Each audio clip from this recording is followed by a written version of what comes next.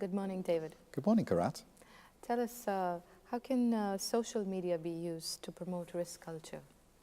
I think social media is a blessing and a curse. And I'll explain why. And it's certainly true in general use with young people and with societies and so on. It offers huge opportunities for communication and also for manipulation and exploitation and the spreading of things that are not really true.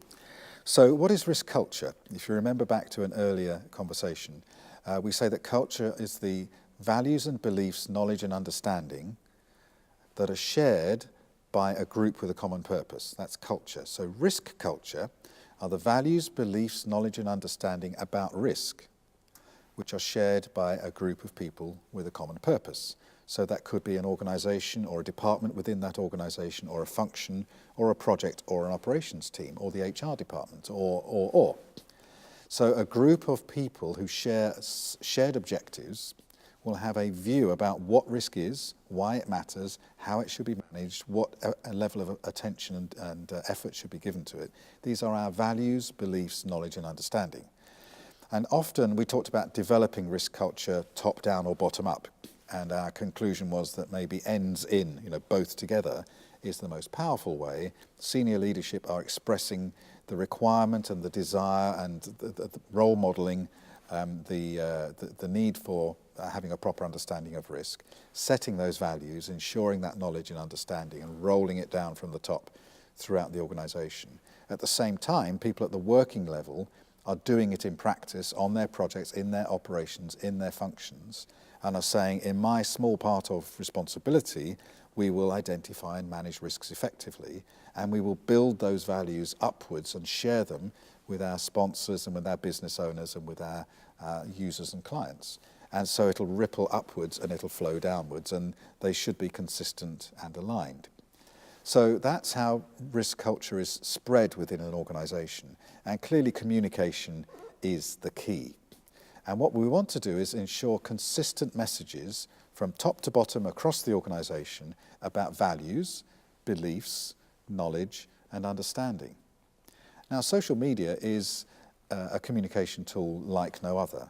It gives us the ability to reach lots of people instantly and for lots of people to provide inputs and feedback very quickly. So it is extremely powerful. And of course it can have a role in communicating both top-down and bottom-up the values and beliefs, knowledge and understanding about risk for an organization. But also because of that immediacy and that connectedness, it's very easy for it to become diverted and distracted. And you might find that someone in the organization has a slightly different understanding that risk is only bad, for example. And all we're interested in are the threats of things that could cause problems, and that's the main focus. And they start to communicate that through social media channels, and the people that they're connected to are either confused or persuaded. And either way, you then create a conflict of misunderstanding within the organization, and the culture starts to become diluted. And then you end up with the risk of a kind of a double culture, that you have a subculture within the organization, promoted and sustained by social media. And the other problem with social media is it's very hard to police. The best way is to ensure consistent use of messages from the top over a period of time, which reinforce the same set of values, beliefs, knowledge and understanding. But very often that doesn't happen. People are busy, or they just say something quickly without thinking about whether it really reflects the values. And so it's easy through social media for things to just go off track very quickly. So a blessing and a curse. I would say it could be used in a very powerful way, and maybe it's something we can learn how to do better in the future. That's true. It's very rightly said that it's a blessing and a curse.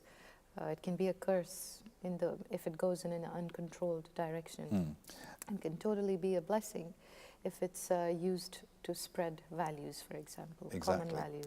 And often there's a generational thing here, because young people they grow up with social media, they're quite used to it, their thumbs are very strong from doing all of this. Yes. Older people, they go like this and it takes forever. older people tend to be in senior leadership, Yes. and younger people tend to be in the workforce. Correct. Now, values and beliefs come from the top. Yeah. They should be set by, the tone from the leadership. And if they're not comfortable with using social media, and the younger people in the organisation who form the workforce are comfortable, then the danger is that the messages are not flowing from the top. They're all passing within the workforce this way, horizontally. Yeah. And so you end up with a mismatch that the senior old guys at the top are slowly trying to drip feed the values. Meantime, people in the workforce are doing this very quickly, communicating in a way they're familiar with. Yes. And when we talked about how culture arises, we said that culture comes from repeated behaviour. If you do this over and over again, it becomes the culture. And that's driven by the attitudes which come from our values and beliefs. So that ABC model we talked about. Yes.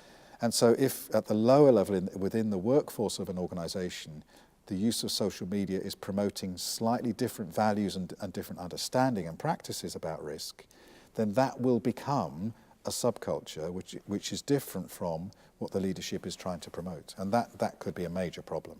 Absolutely, and that's why you say it could be a curse. Exactly. Thank you, David. It's a pleasure.